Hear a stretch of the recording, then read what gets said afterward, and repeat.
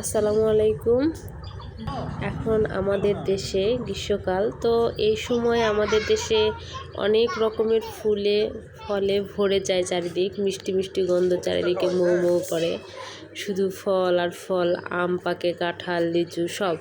তো যাই হোক, আমি আমার মায়ের বাড়ি চলে এসেছি। আমার মায়ের বাসায় এরকম একটা লিচুর গাছ আছে, যে গাছে প্রচুর লিচু ধরেছে। আর আমি যেহেতু বাড়িতে থাকি না, আব্বু আম্মু সারাক্ষণ ফোন দিয়ে বলছিল যে তোমরা কবে আসবে, তারপর আমরা লিচু খাবো।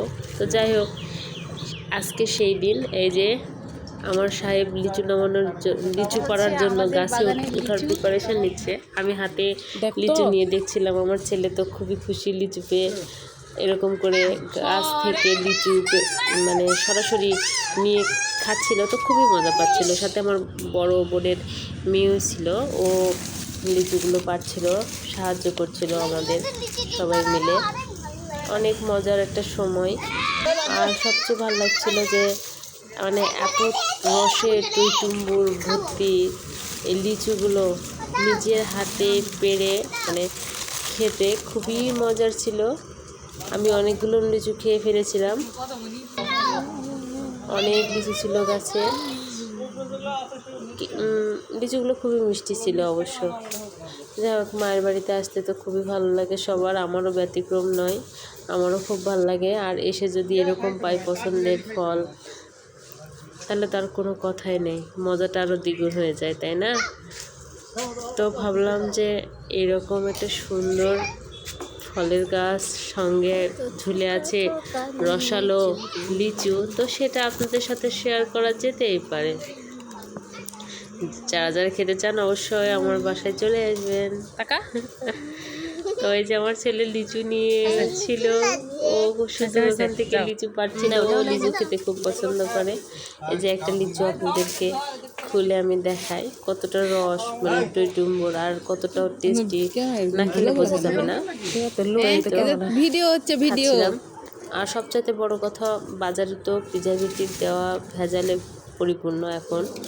আর এটা একদম নিজের গাছের, কোনো ভেজাল নেই, কোনো সার ওষুধ কীটনাশক এরকম কিছু নেই, একদম প্রাকৃতিকভাবে খুবই বিশুদ্ধ, যেটা মানে শরীরের জন্য খুবই উপকারী এবং খেতেও খুবই সুস্বাদু।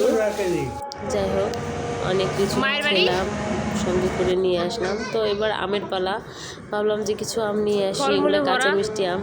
কাছে কলাও ধরছিল, আম্মা বলছিল যে কলাগুলো বড় হলো আমরা যেন আবার যাই কলা নেওয়ার জন্য। এই যে মিষ্টি আম নামাচ্ছিল আমার জামাই, কারণ আমার তো ভাই নেই, জামাই ছাড়া কে আর এগুলো করবে, আমাদের জিনিস আমাদেরকে নিয়ে আসতে হয়।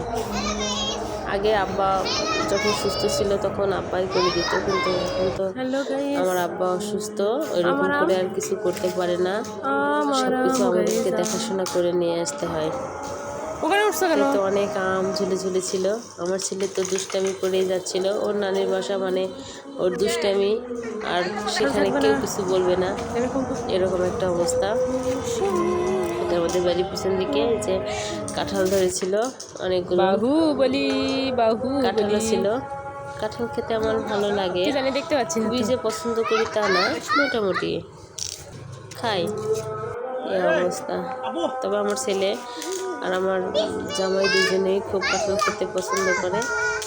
এই যে ওরা আম নামাচ্ছিল,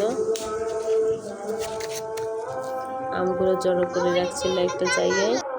এই যে দেখুন, একটা আম বিশাল বড়, আসলে না দেখলে বোঝা যাবে না, ভিডিওতে হয়তো বোঝা যাচ্ছে না। তো যাই হোক, এরকম করতে অনেক রাত হয়ে গেল, তারপরে আমরা বাসায় চলে আসলাম। আমাদের ভিডিও আজকের মতোই শেষ। আল্লাহ হাফেজ।